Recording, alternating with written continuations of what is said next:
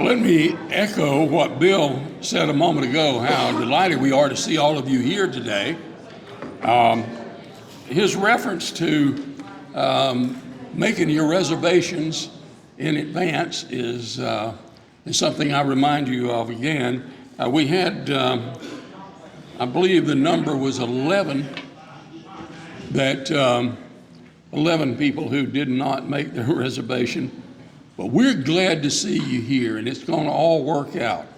As you heard Bill say a moment ago, we have some more chicken being cooked as we speak, and it should be coming out the door in about 3 minutes by my watch. So they'll be bringing that around to you. It is great to see you here again, and this is a program that I've been looking forward to hearing for some time. Matt Hube's done a lot of research on this, and I think you'll be pleased with the program that he presents here in just a moment. I do want to remind you that we will not have a November or a December meeting here in this place. The fourth Monday of the month is our regular scheduled meeting, and that seems to interfere with something called Thanksgiving and Christmas during the months of November and December. So we will look forward to seeing you back here on January 23rd at 11:30 for our January meeting of the Bulloch County Historical Society. I do want to recognize Matt Hube. Matt is an officer of the Historical Society and has been on the board of directors for a number of years as well. So that has nothing to do with the subject he's going to present today, the history of the Bulloch County Courthouse. Matt, come up.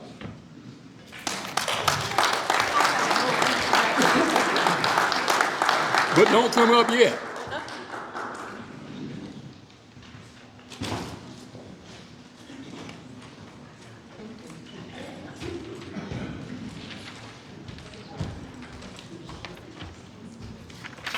I've got too good of a story on Matt Hube to let him get away with that.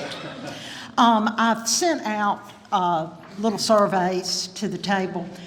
We're losing money on this lunch. It's fabulous, but literally we pay Annette $12.50 a person. It's not padded, it's not anything. And you know, for her to come and do a dessert, a salad, her help, bring the stuff, cook the stuff, I don't know how she's doing it, except she's one of my dearest friends. So that doesn't include the cost of the building, et cetera, et cetera.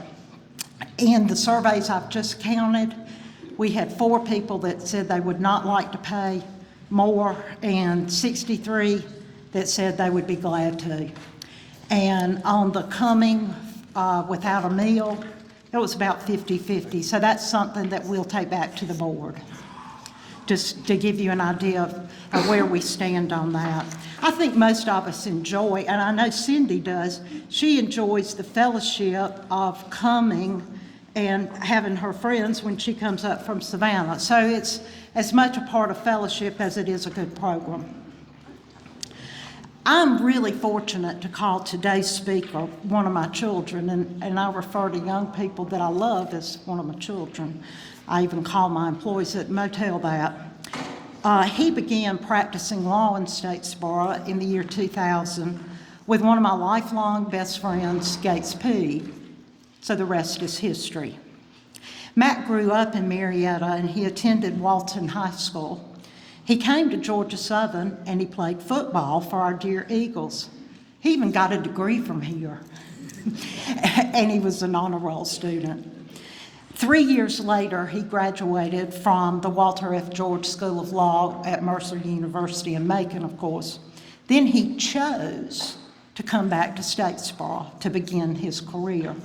That was lucky for all of us. He now has a very prestigious law firm, 7 employees, and a beautiful office building on Oak Street. He and his wife, Linda, love to travel, and they just have a fabulous life together. Matt has fine motorcycles. He has several of these fine motorcycles. He's been to every courthouse in the state of Georgia on one of these fine motorcycles. He's even taken these fine motorcycles to Europe. Yes, he has. Well, recently, I was in his office because Dina, his office manager, secretary, law partner, whatever you want to call her, and she's really the treasurer for this group. She and I were visiting, and she got a phone call, and it was from Barrister Hube. And it was not one of those pretty phone calls. Well, I knew that he had driven one of these fine motorcycles to Cheyenne, Wyoming to start a cross-the-country race. Yeah, he went from Statesboro to Cheyenne to start. So he doesn't start in Statesboro, he went to Cheyenne. And then he went from Cheyenne across the country, and he went around Lake Michigan to every little hamlet along the lake. And anyway, when he called Dina, he was in Philadelphia. And I thought it was so funny because along the way on these trips, you take pictures of yourself with certain items. This is proof of the place and the time that you were there. I know it drives him crazy, but I call it that he goes on these very expensive scavenger hunts. And I know he just turned his nose up again, Virginia, it's not a scavenger hunt, but it is to me. And his item for Philadelphia, and I thought this was so apropos, was an item in a cemetery. Now, who else would they send to the cemetery except somebody who's real active in historical societies? Well, he went to the cemetery, and he did get the picture, didn't he? He did get the picture, but his fine motorcycle had a little argument with one of the roads in the cemetery, and he lost an oil pan. Well, as fine as a motorcycle is, it doesn't work without an oil pan. And he called Dina, didn't know Virginia was in the room, and he said, I'm going to fly home right now. I don't know what to do. I'll come back in a week or so and get this motorcycle, but I'm out of the race. And you know, big sister Virginia, it's like, wait a minute, buddy. You got the money. Call somebody, get your oil pan fixed. Well, he did. And he made up the 4 hours he lost. And he finished the race in the top group. But anyway, that's just part of the Matt Hube that is such a good lawyer that you don't know about. He got back to Cheyenne, and then he rode that fine motorcycle back to Statesboro. Matt Hube is a tremendous asset to our town, and I'm glad you're part of my family.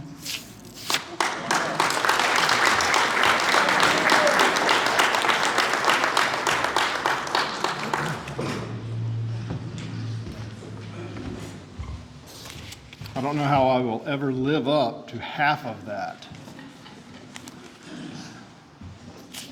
All right, so Virginia Ann asked me to speak about the history of the courthouse, and so that was exciting for me because I kind of grew up in this courthouse. It opened back up after being renovated when I first started to practice in 2000, and Judge Gary Michael is here, and he was the judge in the state court at that time, and I kind of grew up with him as my judge. So this was a very interesting research project. Better?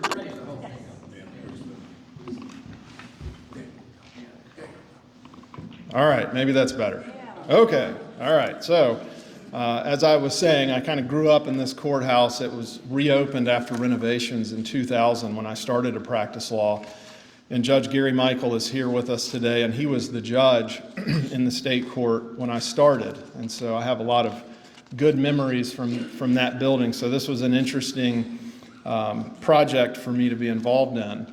And so we are going to talk about the courthouse today, but we're also going to hear about agriculture in the courtroom, drunkards, fighting, arsonists, and an opera house. So in the 226-year history of Bulloch County, we've had 4 different courthouses. And this, of course, is the one that we have now. In February of 1796, Bulloch County was created by the Georgia legislature. In May of 1797, Bulloch County Superior Court was held for the first time in the residence of Stephen Mills. Court was subsequently held in other homes as well as under the old walnut tree. So even though there wasn't officially a Statesboro yet, court was still being held. In December of 1803, Statesboro, and you have to love the spelling, O-U-G-H, was created by Governor John Millage. At that time, it was designated as the county seat. And shortly thereafter, the county surveyor, Josiah Everett, prepared a layout of the town. Now, Mr. Everett was a forward-thinking person, to be sure, because what he did was he divided the village into 4 equal parts separated by 4 streets, creatively named East Main, West Main, North Main, and South Main. And those streets have remained those same names for 219 years. In March of 1804, lot number 15 was sold to a guy named William Wise for $33. And that money was used to construct a crude log cabin, which is the first courthouse. Now, this photo is a log courthouse of the original courthouse in Cowan, Tennessee. It was in use from 1807 to 1814, so the same era as our original courthouse, so maybe ours was similar to this. December 1806, 3 additional lots were sold to Mr. Wise for $38.50, and the money was used to repair the courthouse, which had fallen into disrepair. They constructed a log jail at the rear of the courthouse, and the courthouse at that time needed repairs because the owner had been using it as a bail room and a threshing floor. And the benches and tables had been destroyed, and the building was not fit for the reception of the courts. Now, being from Marietta and never having been on a farm until I moved here, I had no idea what threshing was. That's what it looks like. This is what was going on in the courthouse in the early 1800s. So basically a pile of grain would get thrown on the floor, and this guy would use this instrument, which was hinged in the middle, and he would beat the grain and separate it. And, so basically it was a barn and a courthouse. So during this time period, the early 1800s, Superior Court was held twice a year, the first Monday in April and the first Monday in October. Now we have Superior Court almost every day in this county. And the inferior court met the first Monday in each month. And during these court days, it was like a carnival downtown. All kind of people came, they camped out on the grounds, there were vendors there selling stuff. It was quite a sight to see. And there were drunkenness, there were fights, there was gambling, all kind of stuff. Now, where is Rodney Harville? There's Mr. Rodney right there. And Bill Waters is here. Now, we had to dig to the very bottom of the archives to find this photo. And what I want to know is, fellas, you can tell me after, what was the fight about? You can tell me later, that's okay.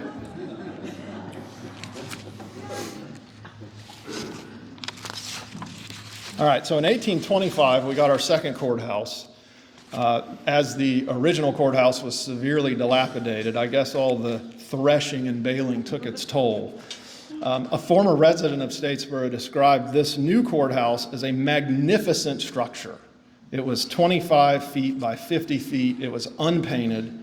It had one door, a small portico, and windows without blinds or sashes. It was 2 stories with jury rooms upstairs, and county offices and records were housed downstairs. So what I want to know is this: if this was a magnificent structure, it really makes you wonder what the rest of town looked like. So this courthouse served for about 40 years until General Sherman came along and burned it down. Now, this was interesting. The court minutes from December 5th of 1864 said, "This being the day appointed by law for holding the court of ordinary of said county, but the Yankees were here in Statesboro and burned the courthouse, and there was no court held." Thankfully, as Sherman approached, word spread that he had a penchant for lighting things on fire, so the ordinary removed all of the county records and concealed them under his home. So they actually survived the burning of the courthouse. After the building was burned, court was held in the home of the judge until the third courthouse was built. Third courthouse was erected on the site of the present courthouse, right in the middle of town. It was completed in 1869. It was a two-story frame building, small brick office, and it housed the ordinary, the sheriff, and the clerk of court. In the early 1900s, there was a movement to build a new courthouse, and the judge and other officials toured other county seats to look at their courthouses and decide what we wanted to do. An advertisement was placed in the Statesboro Star newspaper soliciting bids for the project. The winning bid was for $17,000 for a construction company out of Augusta, and an additional $3,000 was paid for furnishings. So $20,000 for the courthouse.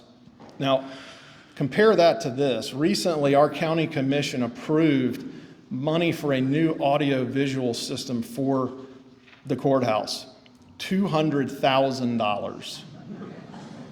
So it cost $20,000 to build and furnish it, and now we're going to get a new TV and some projectors and speakers for $200,000. Really blows your mind. So before construction could begin, the old courthouse had to be torn down or removed. And so they sold it at auction to W.H. Bulloch for $120. Mr. Bulloch moved the building to a lot on North Walnut Street, and it was remodeled as a theater. And it was opened as the Statesboro Opera House, where entertainment events like traveling plays, musicals, and vaudeville acts were held. In 1905, the building was sold for $1,250 and moved to the corner of West Main and College Street, and it was operated as an automobile repair shop. And this would be where Thayer Monument is now. So there are no photos of the Opera House, and so what I was wondering is, did it look like that? Or did it look like that? We'll never know. So, the new courthouse was designed by the Georgia architectural firm of Bruce and Morgan. They designed courthouses in at least 8 counties, and in preparation for a new courthouse, again, our county officials toured other places, and one of those places was included Talbot County, which is in sort of central west Georgia, or west central Georgia. And the Talbot County Courthouse was designed by Bruce and Morgan, the same folks that did ours. And I guess the folks from Statesboro really liked what they saw in Talbot County because we got what they have. Talbot County's on the left, Bulloch County's on the right. And there are some really small differences, but not a lot. I mean, you can even look at the placement of the windows, and they're all almost exactly the same. So, construction of the new courthouse was finished in 1894, except for one very important feature. The original contract had a provision for a clock tower, but no clock. The judge announced that if the people of Bulloch County wanted a clock, then they could pay for it.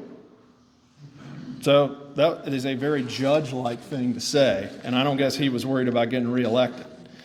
Funds were raised, and a clock and bell were installed in 1897, and the clock came from Seth Thomas Clockworks in Connecticut, and the bell was from Philadelphia.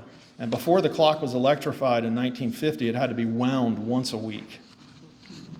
And you can see our clock tower now. You may be able to see the clock face on that side of the clock tower is gone. There was a storm and it got taken out, so maybe it'll get replaced at some point. 1903, there were some improvements. An iron pipe railing with a granite base was put around the courthouse square. The October grand jury recommended that a water closet be built, and an additional improvement that gave rise to probably the worst job in the history of Bulloch County. Stone spittoons were put in. Now, who empties the stone spittoon? That was a bad way to make a living. 1909, Daughters of the Confederacy erected the Confederate Monument at a cost of $2,000. In 1914, major renovations are done to the courthouse, including adding 4 rooms to the ground floor, remodeling the second floor, and extending a part of the courthouse to the 3rd floor. That's where the judge's office is now and the solicitor's office. And the porticos at the north and south entrances were replaced with a porch dominated by 2-story ionic columns. Total cost of the remodel was $13,000. And you can see here on the left is the original courthouse, and on the right is the new and improved courthouse with the changes that they made. And it looks somewhat similar, but they did make some pretty significant changes.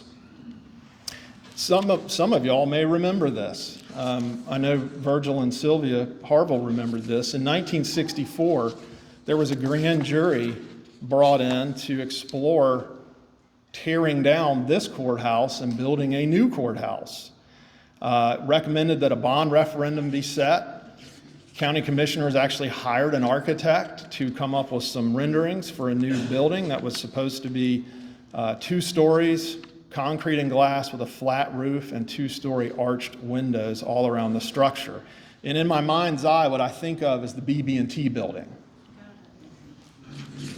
Thankfully, citizens got together and they started the Save the Courthouse movement, and the bond issue was defeated and the courthouse was saved. And I can tell you, I really have been to all the courthouses in Georgia, and there are quite a few places who did this, and the courthouses are terrible. Screven County would be the closest one, and it took me probably 10 years before I figured out that building was built to be a courthouse. I thought it was an old elementary school or something. I mean, it's really a shame for the places that did that, so I'm very happy that we decided to keep our courthouse. In the early 70s, we had some major renovations done, including removal. The balcony was not removed, but there was an acoustical tile ceiling put in below the level of the balcony. So the balcony was there but not being used. Courtroom size was reduced to add additional office space, and the building was painted white. Boo. After that, there were some improvements made when the courthouse was renovated. So in '89, there was a SPLOST tax that included funds set aside for the courthouse. '97, the Bulloch County Judicial Annex was opened. That's where Superior Court is held. And then in 2000, the restored courthouse opened for business. And it really, if you haven't been in there, it's a great place. I can tell you that it's one of the nicest courtrooms in this part of the state. They restored it to its original glory, and that is not an understatement. It really is. It's fantastic. Now, a couple of stories specific to our courthouse, and people like Sims Lanier can tell a lot more stories about it than I can. But one of the things I ran across was that Judge Renfro was judge of Superior Court from 1945 to 1960, and he never learned to drive. So he always rode to court with his court reporter, which was a guy named John Newton. And the Newtons were like in the court reporting business. Mr. John was a court reporter, his brother was a court reporter, Carol Fox, a daughter, was a court reporter. I think their mother was a court reporter, Miss Sylvia, is that right? I mean, everybody in the family was a court reporter. And so I had the pleasure of getting to know Mr. John when I first started to practice law. I was the public defender in Screven County State Court, and he was the court reporter. And so we would go to lunch every day, and I've never seen anybody clean a chicken bone like Mr. John Newton. But one of his jobs was to preserve all of the evidence that was presented in court. So if there was a piece of evidence presented in a trial, Mr. John was in charge of taking it and keeping it safe and in his custody, so if anybody ever needed it later, it could be produced. Well, he had a small office in the bell tower of the courthouse for years and years, and that's where he stored all the evidence. And when the courthouse renovations began in 1997, inmates from the Bulloch County Jail were used to clean out Mr. John's office. And the guards were quite surprised, and I'm sure more than a little concerned, when they started to see inmates coming down the stairs with an axe, knives, and even guns.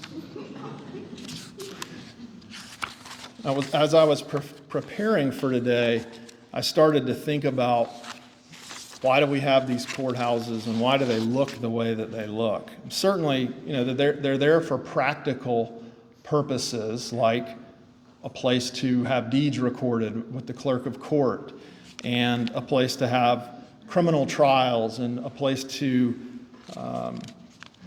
resolve civil disputes.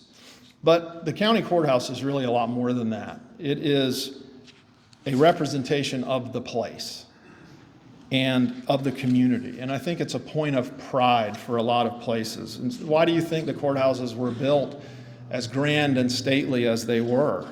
I think that they were built that way to send a message to other places that the citizens of that particular county were progressive and prosperous, and this was a place that you wanted to be. And a couple of other interesting photos of the courthouse. That's all lit up for Christmas in 1989. And then this is one of my favorites. This was a political rally, and I'm not sure exactly what year this was, but I think maybe the 40s. And I don't know who the candidates were, but it was obviously well attended. Thank you very much.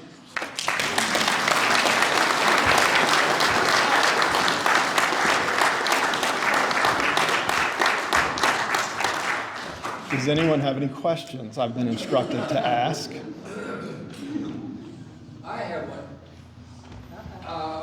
Who was the name of the guy that saved the records from Sherman? It's a trick question. Wasn't that name Beasley? We have information on that, Matt, and if we could come up with it, we'd like to pass that along. Okay. This family has asked to be recognized. That was an important event for someone to take the initiative to take the legal records to their home to save them. So let me do some work on that. Yes, sir. Was there a basement to the courthouse at one time that detained prisoners? I did not read anything about that, but There was a basement, a subfloor, yes. Sims indicates that there was. They stored records down there for a long time, of course, they lost a lot of it because Right. Yes, sir. How did you go about finding this material for your presentation? So there are a couple of books. Mr. Rodney, you had kind of the main one that I relied on. And, Courthouse and depot. right. Courthouse and depots. And Mr. Rodney has that book and loaned it to me, and I hope returned it to you. Haven't seen it around the office lately, so.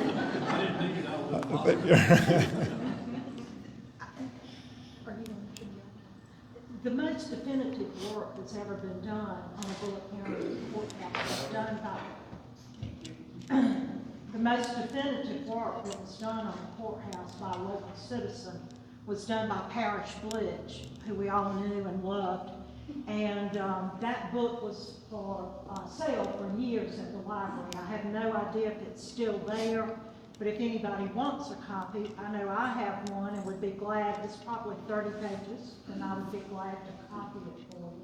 And the postcards that Matt used were from my collection. And this last postcard, Judge Scott Allen from Augusta gave me that postcard, and that is Eugene Talmadge's rally on the courthouse square. Not Herman, but Eugene when he was running for governor. So that's one of my prize postcards. I've never seen another copy of that. I was in the balcony. And Rodney Harbour was in the balcony, he was 3 years old. He was just a little boy, weren't you, Rodney?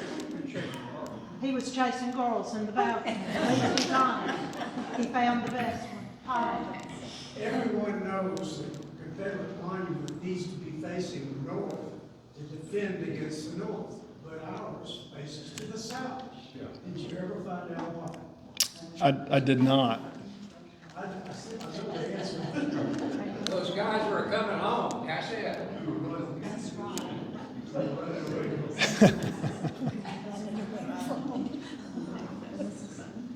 Did you have any, did you come across anything about the legend of roof repairs?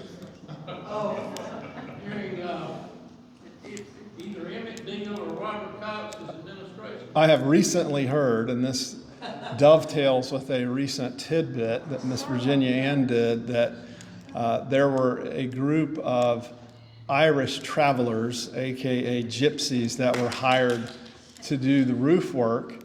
And Sims told me that after their work, the first few rains, that everything was fabulous, and the county commissioner who hired them thought, wow, this was a great investment. And the next time it rained inside the courthouse because the 5-gallon buckets they had put up there were running over. Paul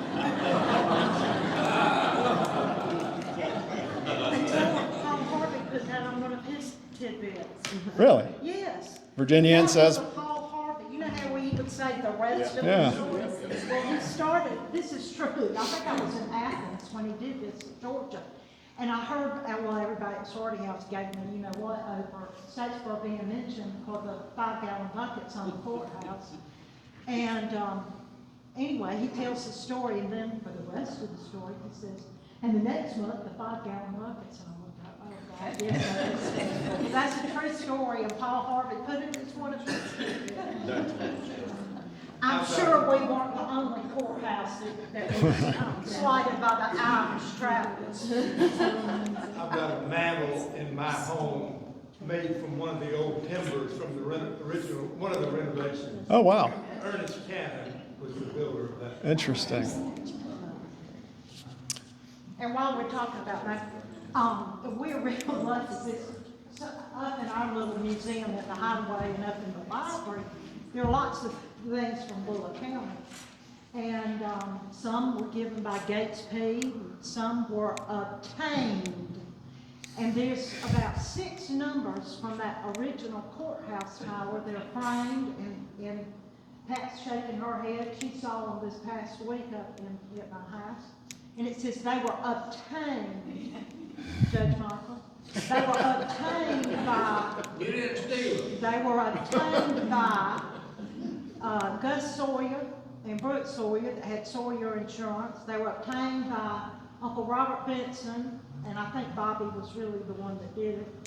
And there was one other person. Well, Daddy said he wasn't part of that because he was a pharmacist. He was the only one that had a true career, and he had to be at the drugstore. But I think they walked from the courthouse across the street to the drug house and gave the numbers from the original clock.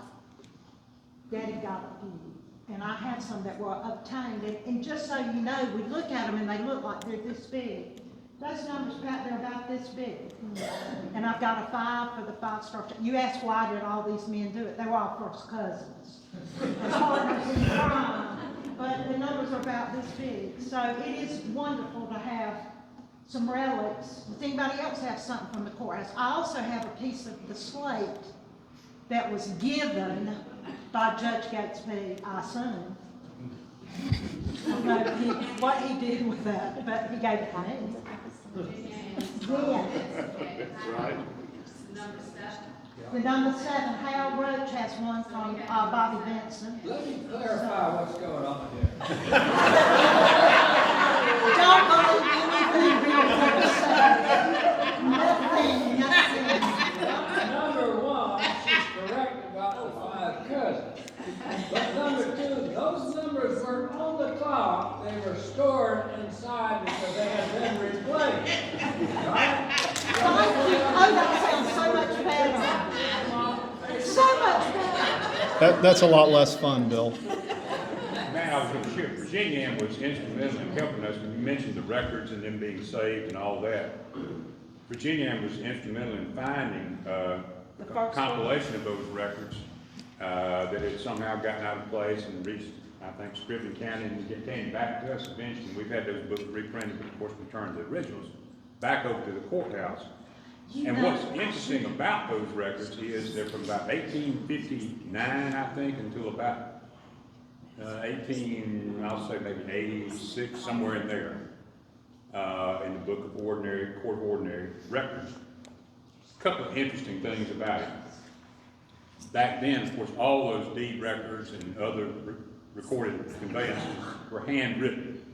And it's amazing to read through this book and see as the different clerks of court change, just about the time you get your eyes trained to be able to read one set of handwriting and what it's saying and all this big loopy, quill pen writing, you get a new clerk. And you can't make out the first word until a while. It takes a while to get used to it. But the second thing that was interesting about it, the last clerk in that series, I think, before it changed, was Allen Rawls Lanier, who was my great-grandfather. And in reading through those records, it dawned on me, not about the courthouse so much, but some of the people and what went on there. If you can kind of put this in your mind, Allen Rawls Lanier was born and raised way down the south end of the county, down kind of toward Ash Branch, down that direction. And you can imagine that he didn't ride a horse or a buggy to the office every day from down there to come to the courthouse in Statesboro, not in 1880. That didn't happen. If all of those people that worked there on a regular basis came in once a week, it would probably be a surprise. So you get us kind of a sense of the activity you were talking about going on now. We see it going on full time, every day, all day. That certainly was not the case for a very long period of time that the courthouse was in use. I've got to add to what Sam said. The very first records of Bulloch County, the very first records of Bulloch County were obtained, and that's a real sweet word this time, were obtained by a lady that thought that she owned all of Bulloch County history. And a very person who loves, we kind of joke, who loves Statesboro more, me or Frank Parker. Today I'll say you do, Frank. But Frank went when this lady died, and he got all these records. Y'all really don't know. And he had to pay the family for the records that she had obtained. Am I telling this correct? Yes. And yes, Smith Banks and one other person we just won't go there because I know who the third person was. And anyway, but there were three that went. Frank and Smith paid for it, and that's how we have these records. This book that I have a copy of it on my grand piano, and it is fabulous. The first 36 pages, I should have brought it, I'll bring it in January, describe in minutia our courthouse. From the windows to where they were bought, to the dimensions, to where the marble came from, to the numbers on the clock that my cousins obtained, etc. But I love a program like this, and we all go by that courthouse. You know, I go by it 5 times a day. And just to know some little tidbits like the Paul Harvey story. Virginia, and the word you're fishing for is heist. My favorite English professor came up with the word. It was a grand heist. One time the Bulloch County Courthouse in a movie. You know, I think it was, but I don't remember what county it was. They put a C where the B is I in got the movie. And that was my favorite math professor. Right there, best teacher. I don't think the movie ran more than a week. Any other questions? I told you we'd have questions. I think you look forward to some information you could use. Absolutely. Yes, ma'am. I was really young, and my grandparents on my mother's side were Bowens, and it was my mother's father who took care of the clock. Interesting. Did he get any numbers?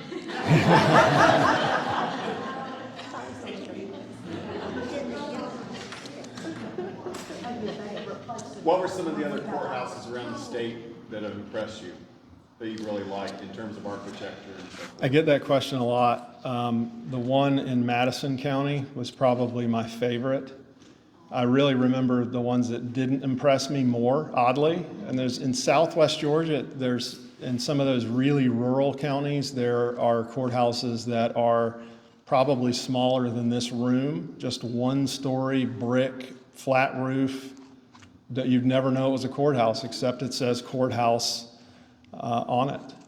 And you see more and more places like we have, where you have the old courthouse, which is used mostly for county offices in a lot of places, and then they have a new judicial annex or judicial center, that type of thing. What was your motivation for visiting all these courthouses? So reason to ride my motorcycle.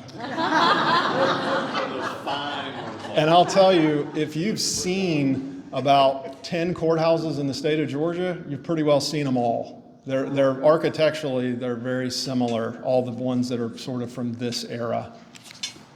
Yes, sir? So the one in the courthouse in Lexington seems very unusual. Is that the one that's sort of Art Deco-ish? Yeah, it's almost No, like no, it's Romanesque. Yeah, There's gonna be a tidbit on it in January. I do remember that one. I was watching a movie filmed in Covington, and the courthouse there, just a glimpse at it in that movie, I thought it was filmed in Bulloch County. Yeah, a lot of them are very similar. Sparta had a really great courthouse, and then it burned, I don't know, 8 or 10 years ago. That was too bad. That was a really, really nice courthouse. Yeah, very, very classic. Oh, did they really? I haven't been through there in a while. Man, I think if you've been to see swamp breaking, you've been to Caldwell, which is Miller County, that's the worst example of 10 or 3 courthouse town and building a one-story. Yeah. Scrubbing County might rival them, Frank. If you haven't seen swamp breaking, you need to go see it. Yeah. Thank you, Matt.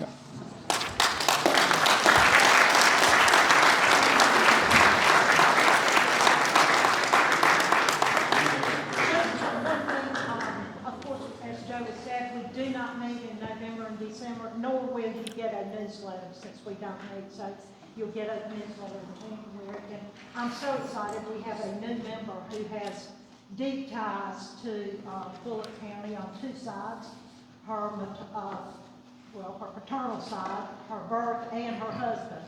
Lisa Minnick Marsh has offered to write some articles for our newsletter. So I'm so excited to have that middle ground history part and some interesting things. Thank you.